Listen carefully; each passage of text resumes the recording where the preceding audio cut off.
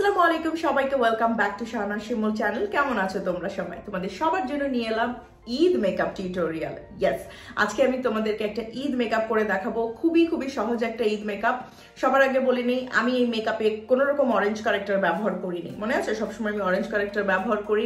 Number 2, আমার এই মেকআপে আমি কোনো রকম আইশ্যাডো ব্যবহার করিনি। ইয়েস, কোনো আইশ্যাডো প্যালেটে আমি টাচও করিনি। নাম্বার 3, আমি এমন সুন্দর একটা বেস করে দেখিয়েছি। জাস্ট ছোট্ট একটা দুইটা ট্রিক তোমাদের ফলো করতে হবে, তাহলেই তোমরা এরকম ফ্ললেস বেস পাবে। এবং আমি লিটারেলি তোমরা দেখো, কোনো রকম এডিটিং না, আমি ইন্ট্রোটা করছি আমার আইফোন দিয়ে। সো কোনো রকম এডিটিং অ্যাপস বা কোনো রকম স্মুথেনিং ইফেক্ট ব্যবহার করছি না। আমার স্কিন কি পরিমাণে স্মুথ লাগছে, এবং আমি যে একগাদা প্রোডাক্ট ব্যবহার করেছি তাও কিন্তু না, আমি খুব অল্প পরিমাণে প্রোডাক্ট ব্যবহার করে এই লুকটা ক্রিয়েট করেছি। আমি যে মেকআপটা দেখাচ্ছি এটা দিনে রাতে দুই সময়ই তোমরা করতে পারবে। লিপস্টিকটা তোমরা তোমাদের পছন্দ মতো চেঞ্জ করে নিতে পারো, কোনো সমস্যা নেই। লিপস্টিক একটা পার্সোনাল ব্যাপার, যার যেটা পছন্দ তার সেটা ব্যবহার করাটাই ভালো। ভিডিওটা শুরু করার আগে আমার চ্যানেলে প্লিজ তোমরা সাবস্ক্রাইব করতে ভুলো না, আর আমার এই ভিডিওতে একটা লাইকও দিও। আর কি ধরনের ঈদ মেকআপ তোমরা দেখতে চাও আমাকে কিন্তু কমেন্ট করে জানাতে ভুলো না। কথা না বাড়িয়ে চলো আমরা আমাদের আজকের এই ভিডিওটা শুরু করি। সবার আগে আমি আমার আইব্রোটা করে নিচ্ছি। ইউজুয়ালি আমি কিন্তু আমার আইব্রো অফ ক্যামেরাতে করে নেই, কিন্তু ভাবলাম যে আজকে আমার আইব্রোটা আমি ক্যামেরার সামনেই করি, কারণ অনেকেই জানতে চেয়েছো আইব্রো কিভাবে করি। তো প্রথমেই তোমরা দেখতে পাচ্ছ আমি আমার আইব্রো পমেড ব্যবহার করেছি। আজকে ব্যবহার করেছি আমি এলে গার্লের একটা পমেড। সব কিছুর নাম কিন্তু ডিসক্রিপশন বক্সে দেয়া থাকবে, আজকে আমি যা যা পরেছি আর মেকআপে যা যা ব্যবহার করেছি। তো তোমরা দেখতে পাচ্ছ আমি একটা অ্যাঙ্গেল ব্রাশের সাহায্যে কিন্তু প্রথমে আমি আমার আইব্রোর আউটলাইন ড্র করে নিচ্ছি।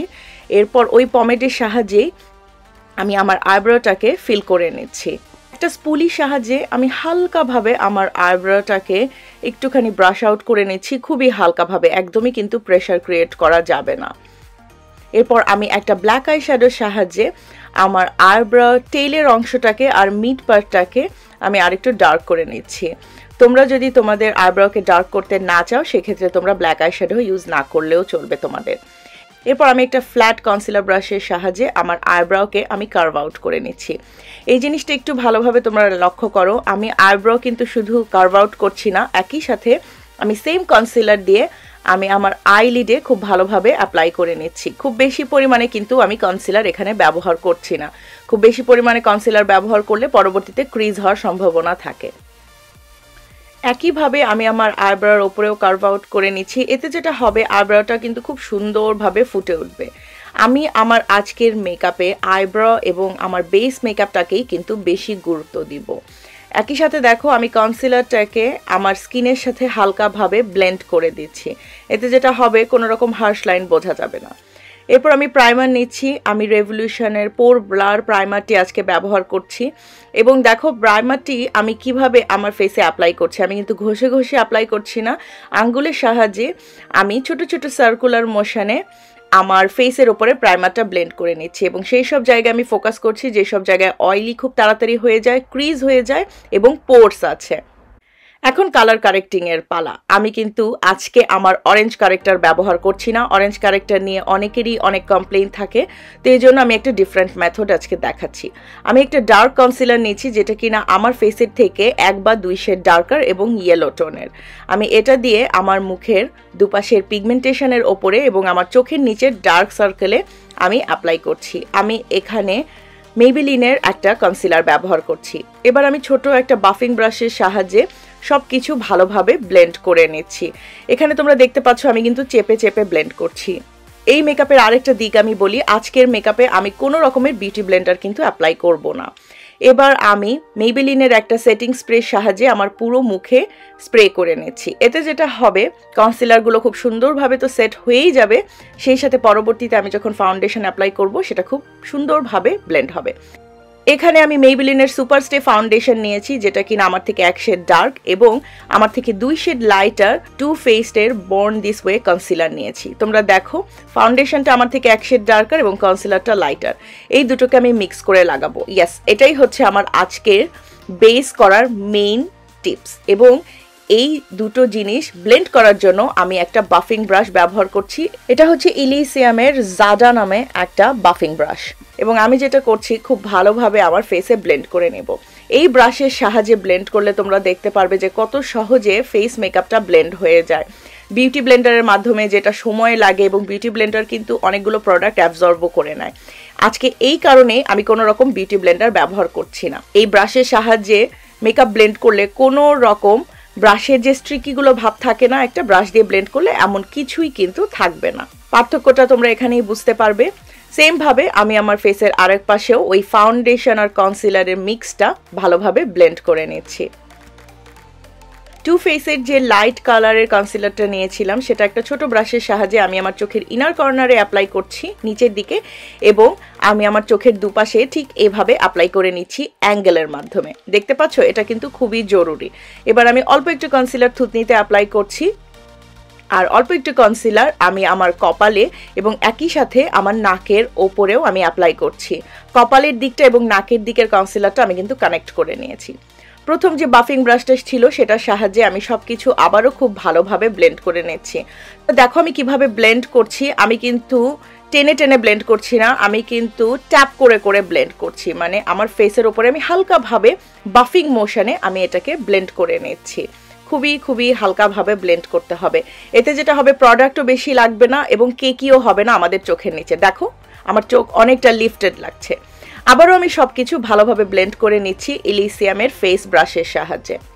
এবার আমি আমার লিপসের ওপরে যে ফাউন্ডেশন ছিল সেটা আমি মুছে নিচ্ছি, কারণ লিপসের ওপরে ফাউন্ডেশন থাকলে আমার কাছে মনে হয় সেটা অনেক বেশি হেভি লাগছে, যেহেতু আজকের মেকআপটা আমি হেভি করার চেষ্টা করছি না। আর গত কয়েকদিন ধরে যেভাবে আমার লিপ কালার নিয়ে ঝগড়াঝাটি চলছে যে আমি নাকি লিপস্টিক অ্যাপ্লাই করে বলি যে লিপস্টিক অ্যাপ্লাই করিনি। আমার লিপস অ্যাকচুয়ালি ন্যাচারালি পিঙ্ক, তোমরা এখানেই দেখতে পাচ্ছ, আমি তোমাদের ক্যামেরার সামনে মুছে দেখাচ্ছি।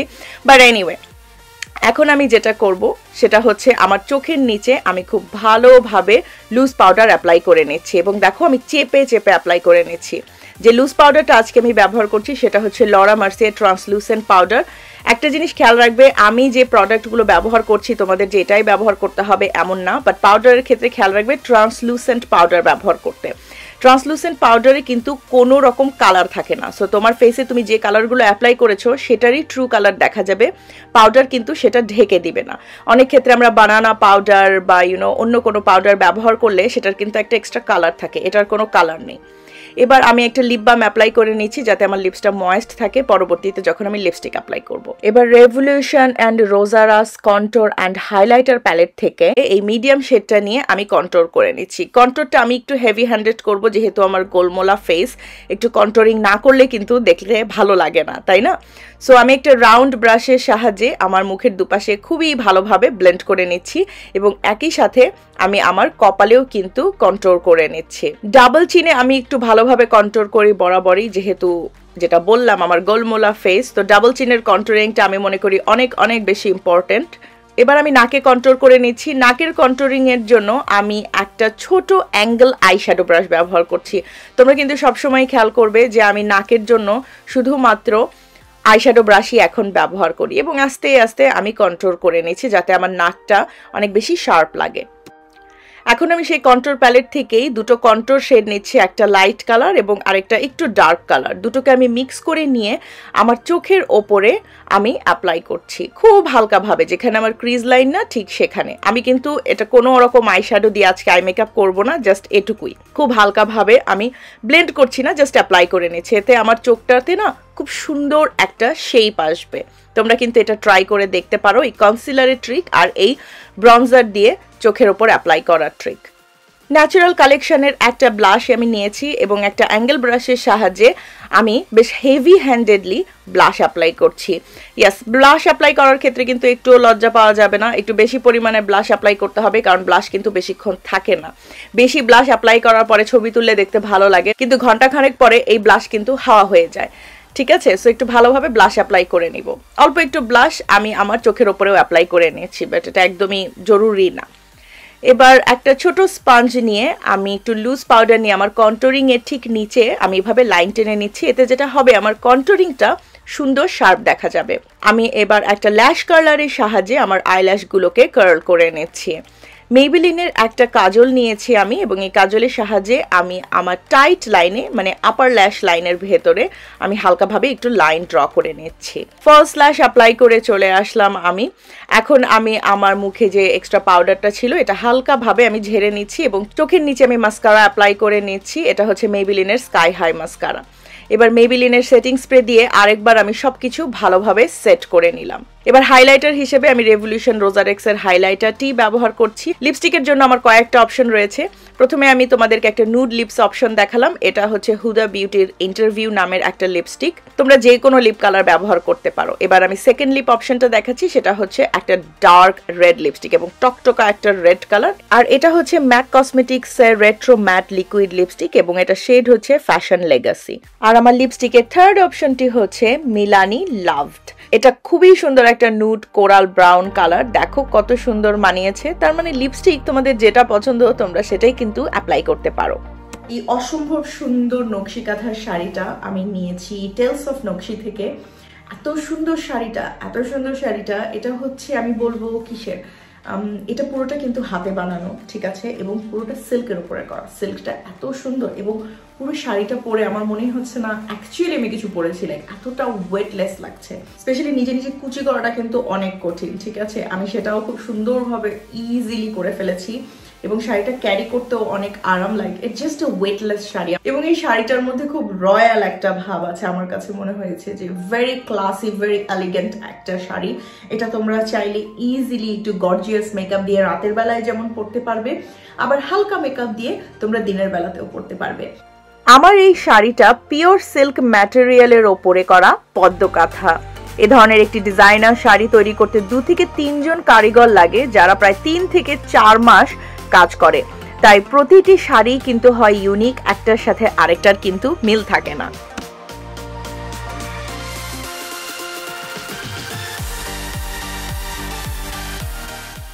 ভিডিওটা কেমন লাগলো জানাতে কিন্তু একদমই ভুলবে না, ঠিক আছে?